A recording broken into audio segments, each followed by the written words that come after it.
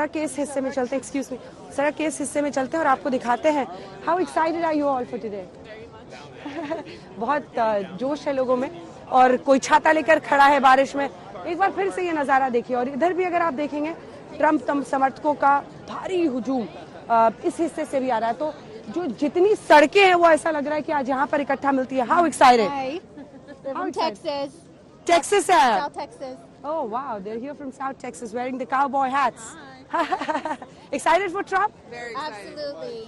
हम Washington DC में इस वक्त मौजूद हैं कैपिटल वन एरिना के पास और ट्रम्प समर्थकों का हुजूम यहाँ पर मौजूद है। Go Trump! Let's go! How excited are you all about his inauguration today? Should be a good time. Huh? It'll be tomorrow, but yeah. What's the one big thing that you're looking forward to? I'd say stable economy. Okay. Interest rates coming down. You know, I got a 8.5% loan on my house. Yeah. So I'd love it to come down to like 3.5 or 4. You know, I could buy a much bigger, nicer house, get more equity over time. Okay. तो लोगों को स्थिर एक अर्थव्यवस्था चाहिए और ये पूरा हुजूम है, मतलब एक लाइन नहीं है। देखिए एक्साइटेड फेसेस जो पूरे अमेरिका के अलग अलग हिस्सों से यहाँ पर आए हुए हैं और ये हुजूम, बारिश हो रही है। आपको मैं एक बार दिखाती हूँ, मेरे पीछे जो लाइन है उतनी ही लाइन आगे भी है। ये देखिए, मतलब यहाँ पर ट्रम्प समर्थकों का हुजूम है और पूरे अमेरिका के अलग अलग कोने से लोग यहाँ पर पहुंचे हुए हैं। ये देखिए यहाँ पर ये जो आप देख रहे हैं ये वो टोपी है जो लोग खरीद रहे हैं पहनकर यहाँ पे। और ये can I just show this, क्या तो ये वो टोपी है मेक अमेरिका ग्रेट अगेन, मागा, जो कि ये सबको पता है, मतलब उनके दोस्तों को भी पता है, उनके दुश्मनों को भी पता है, उनके समर्थकों को भी पता है, उनके विरोधियों को भी पता है कि वो इम्पल्सिव हैं। कई बार वो क्षणिक होकर फैसले ले लेते हैं जो कि पूरे मुल्क के भविष्य को प्रभावित करते हैं। वो जो उनकी क्षणिकता है या जो उनका कई लोग ये मानते हैं कि वो बहुत इम्पल्सिव होकर फैसले लेते हैं, वो कितना मतलब टू वॉच आउट चीज होगा, क्योंकि दुश्मनी नहीं, दोस्त भी उनके इस बिहेवियर से, इस रवैये से कई बार थोड़ा सहम के रहते हैं। We can now officially project that Donald Trump will become the 47th president of the United States. He will be going back to the White House.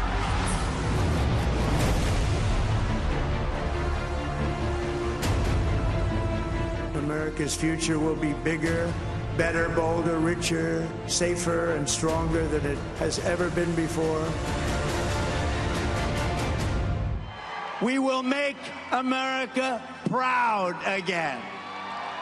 We will make America safe again. And we will make America great again. Capitol Hill पर Trump की वापसी का इंतजार America को ही नहीं पूरी दुनिया को है। दूसरी बार आते ही ट्रंप क्या करने जा रहे हैं, इसकी आशंका अमेरिका के अंदर से लेकर बाहर तक है। और सबसे ज्यादा खौफ उन अप्रवासियों में है जिन्हें लेकर ट्रंप सरकार की मंशा बेहद सख्त है। I would build a great wall. America में रह रहे लाखों अवैध अप्रवासी इस दहशत में हैं कि उनकी वापसी की उड़ान कब और कैसे तैयार की जाएगी, क्योंकि ट्रंप ने चुनाव जीतने से पहले अपनी रैलियों में, चुनाव जीतने के बाद अपने भाषणों में और यहां तक कि शपथ ग्रहण से पहले अपनी विक्ट्री रैली में भी अमेरिका की सरहदों को अप्रवासियों के लिए अभेद्य बनाने का वादा दोहरा चुके हैं। So that everyone can afford groceries, a car, and a home. On day one of my administration, I will terminate every open border policy of the Biden administration, and we will begin the largest domestic deportation operation in American history, because we have no choice. We have no choice. America में 1 करोड़ 10 लाख अवैध अप्रवासी हैं, जिनके पास जरूरी दस्तावेज नहीं। Donald Trump की योजना राष्ट्रपति बनते ही ऐसे लोगों की धरपकड़ करने की। मंगलवार से immigration and customs enforcement Chicago जैसे शहरों में छापेमारी शुरू कर सकता है, जहां बड़ी संख्या में प्रवासी रहते हैं। एक इंटरव्यू में ट्रंप कह चुके हैं कि राष्ट्रपति पद के पहले हफ्ते में ही अवैध प्रवासियों को लेकर उड़ानें रवाना हो जाएंगी। ट्रंप प्रशासन के रुख से प्रवासियों में डर पैदा हो रहा है। ये मैक्सिको की तस्वीर है, जहां पर उत्तरी मैक्सिको में अप्रवासियों ने छापेमारी से बचने के लिए कैंपों में आग लगा दी। अमेरिका में बड़े पैमाने पर घुसपैठ मैक्सिको से होती है। इसे रोकने के लिए अमेरिका अपनी सीमा पर दीवार भी बना चुका है। लेकिन घुसपैठ रोकने में उसे ज्यादा कामयाबी नहीं हासिल हुई। इसी को मुद्दा बनाकर ट्रंप दोबारा चुनाव जीते हैं और इस बार इस काम को वो पूरा करना चाहते हैं।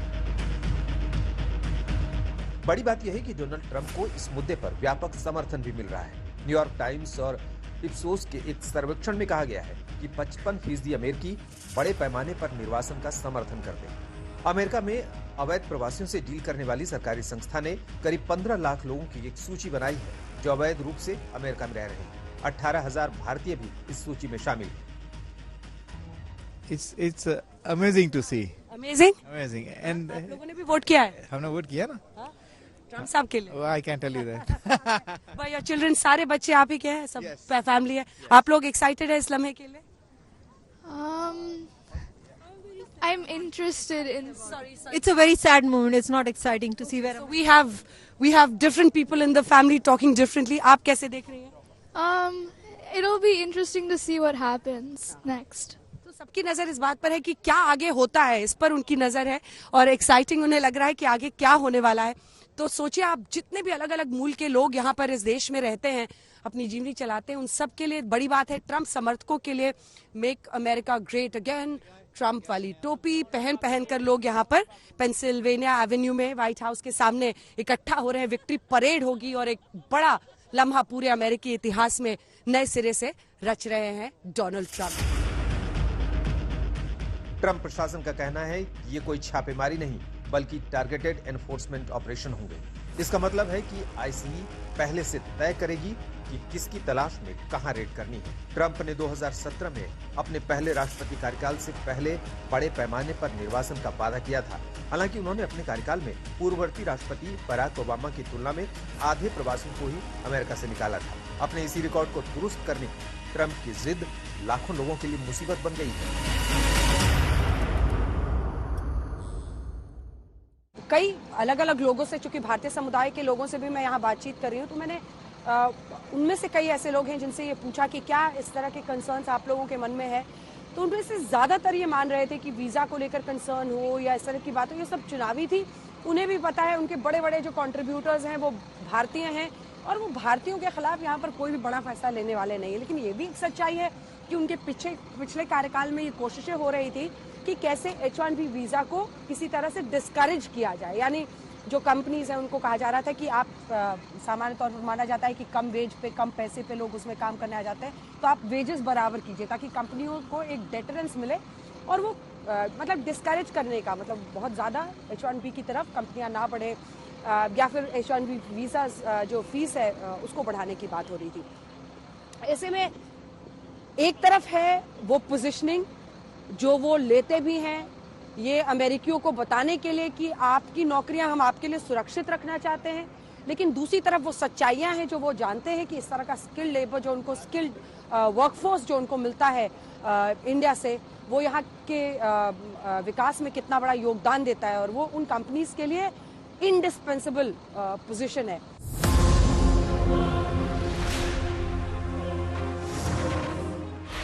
20 जनवरी के बाद अमेरिका के आप्रवासियों पर ट्रंप हुकूमत का हंटर क्या कहर बरपाने वाला है, इसे लेकर अमेरिका में रहने वाले अप्रवासी सहमे हुए हैं, क्योंकि अमेरिका में ट्रंप की शपथ से पहले ही 17 जनवरी से H1B वीजा को लेकर जो नए नियम कानून आजमाए जा रहे हैं, उसमें H1B वीजा अप्लाई करने वाले हर एम्प्लॉयर को अब फॉर्म 129 भरना है, जिसमें उसे बताना है कि वो जॉब क्या है, जॉब के लिए जरूरी डिग्री क्या है और नियुक्ति किस पद पर की जा रही है। नई प्रक्रिया में भी नॉन प्रॉफिट और सरकारी रिसर्च से जुड़े आवेदनों को छूट है और F1 वीजा से H1B वीजा के ट्रांजिशन को आसान बनाया गया है।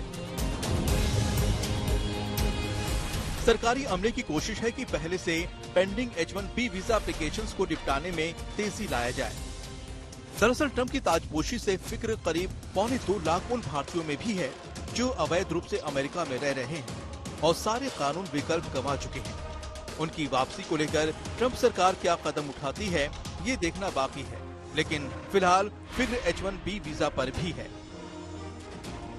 क्योंकि अमेरिकी हुकूमत H1B वीजा के लिए अगर 85,000 का कैप लगाती है तो औसतन 6-7 लाख भारतीय इसके लिए आवेदन करते हैं। अमेरिका में कुल H1B वीजा पाने वालों में 72% भारतीयों की हिस्सेदारी है। जिस H1B वीजा में 3-3 साल के 2 चरण में कुल 6 साल तक अमेरिका में रहकर काम करने की इजाजत मिलती है, उसकी शुरुआत 1990 में की गई थी, जब साइंस, टेक्नोलॉजी, इंजीनियरिंग और मैथमेटिक्स के स्किल गैप को भरने के लिए अमेरिका ने H1B वीजा शुरू किया था। लेकिन ट्रंप प्रशासन को लेकर फिक्र की बात यह है कि पिछली बार 2018 में जब ट्रंप की सरकार आई थी, तब H1B वीजा की स्क्रूटनी में इतनी सख्ती हुई थी कि रिजेक्शन परसेंटेज 24% तक पहुंच गया था। अब नए नियमों को लेकर एक बार फिर इसी तरह के रिजेक्शंस का खतरा H1B वीजा आवेदकों पर मंडरा रहा है। ब्यूरो रिपोर्ट, आज तक। जानकारी मिल रही है कि आज अस्पताल से डिस्चार्ज नहीं होंगे सैफ अली खान। आज अस्पताल से सैफ अली खान डिस्चार्ज नहीं होंगे, ये जानकारी मिल रही है।